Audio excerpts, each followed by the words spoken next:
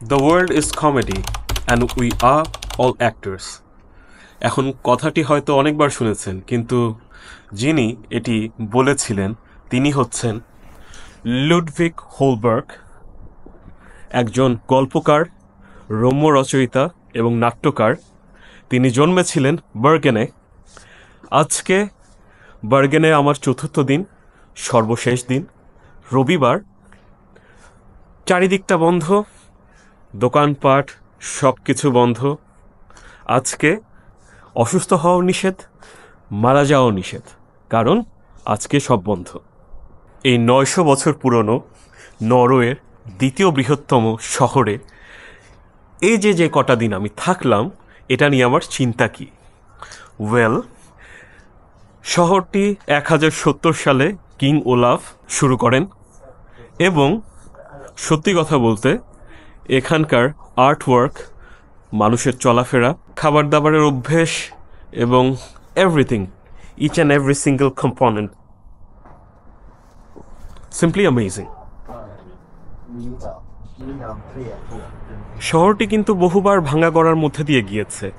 শহরের সব কিছু মোটামুটি কাঠের তৈরি, সো বহুবার এখানে আগুন লেগেছে। দ্বিতীয় বিশ্বযুদ্ধ চলাকালীন সময়ে শহরটি নষ্ট হয়ে গিয়েছিল, তো আবার একে রিবিল্ড করা হয়েছে। 1400 শতাব্দীতে এখানে প্লেগের আক্রমণ হয়, ইউরোপের যেমন অন্যান্য শহরেও প্লেগের আক্রমণ হয়েছিল। সো শহরটা বেশ ভাঙা গড়ার মধ্যে দিয়ে গিয়েছে, বাট ওরা এর কোর ভাইবটা মেনটেন করার চেষ্টা করেছে। That is one thing I really appreciate. যে কোনো শহরের যে মজ্জাগত যে আইডিওলজি, এটাকে যদি সমুন্নত না রাখা হয় তাহলে শহরটি আর শহর থাকে না। 1300 শতাব্দীর দিকে এটি নরওয়ের রাজধানী হিসেবে প্রতিষ্ঠিত হয় এবং 1400 সাল পর্যন্ত এটি নরওয়ের রাজধানী থাকে। তারপর এখানে জার্মানরা আসা শুরু করে। যেহেতু এটা নরওয়ের ওয়েস্ট কোস্ট লাইনে অবস্থিত এবং এখানে খুব সহজে মেরিটাইম ট্রেড পরিচালনা করা যায়, এই জন্য আস্তে আস্তে জার্মানরা আসা শুরু করে, তারা মাছের বিজনেস শুরু করে এবং সেভাবে চলতে থাকে। সো বার্গেন নরওয়ের ট্রেড অ্যান্ড কমার্সের জন্য খুবই গুরুত্বপূর্ণ ছিল। ওয়াও, কতগুলো পাখি, দারুণ। এই যে এই বাসটা সাইট সিংয়ের জন্য, পুরো শহর আপনাকে ঘুরায় ঘুরায় দেখাবে। আমি আসলে এখানে একটা স্টুডেন্ট পাস কিনে নেই। স্টুডেন্ট পাস কিনে নেওয়ার ফলে আমি শহরের যে কোনো জায়গায় ঘুরে বেড়াতে পারি, আর যে কোনো বাসে উঠতে পারি, যে কোনো বোটে বা ট্রেনে উঠতে পারি। আমার মনে হয়েছে যে বাসটায় ঘুরে বেড়ানোর চাইতে ওইটা বেশ ভালো ডিল ছিল আমার জন্য। এই দিকটা যদি দেখেন, কাঠের বাসা, কাঠের বাসার পেছনে সবুজ পাহাড়, মানে সিম্পলি ওয়াও।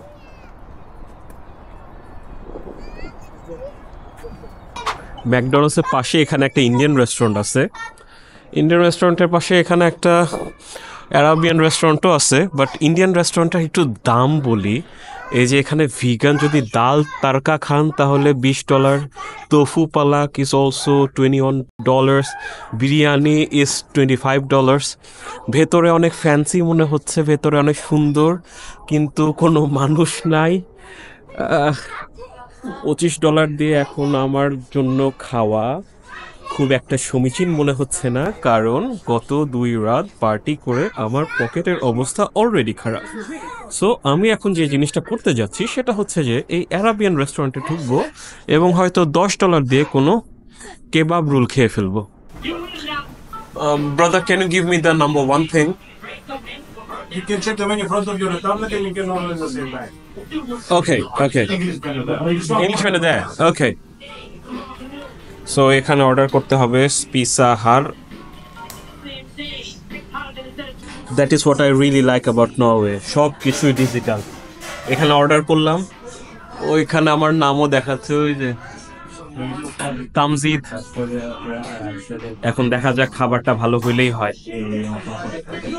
শুধু সিস্টেম ডিজিটাল করলেই হবে না, খাবারও ডিজিটাল করতে হবে। খাবার নিয়ে আসছি, দেখতে তো বেশ ভালোই, খেয়ে দেখতে হবে যে আসল অবস্থা কি।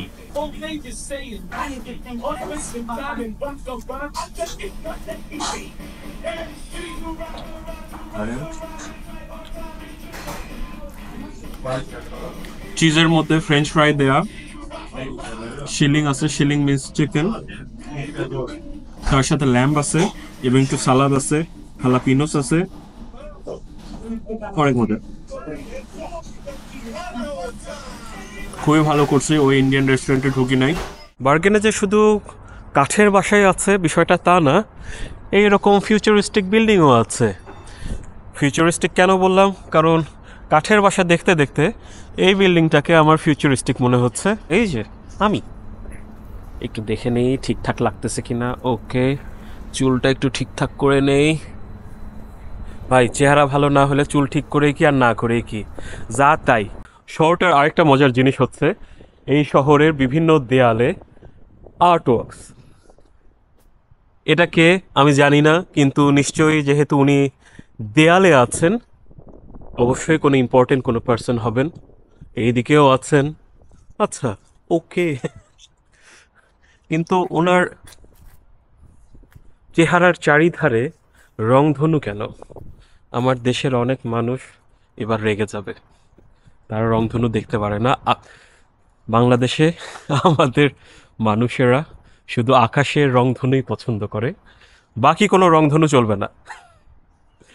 রংধনু থেকে মনে পড়লো, যেহেতু এখন অটাম চলছে, গাছের পাতাগুলো দেখুন, হলদে হলদে হলদে, পেছন দিকে আবার সবুজ, কিছু কিছু গাছের পাতা লালও দেখেছি, সামনে পেলে দেখাবো। ক্রসগুলোর রংধনু, এই যে এই যে এই যে খুব ইন্টারেস্টিং, জেব্রা ক্রসিং এর মতো না, দিস ইজ রংধনু ক্রসিং।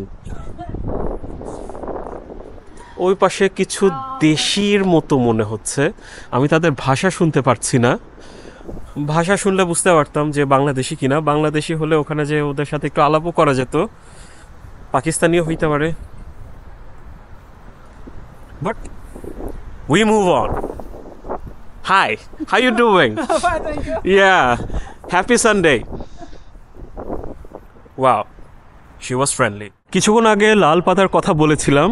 ওয়েল, এই যে লাল পাতার গাছ।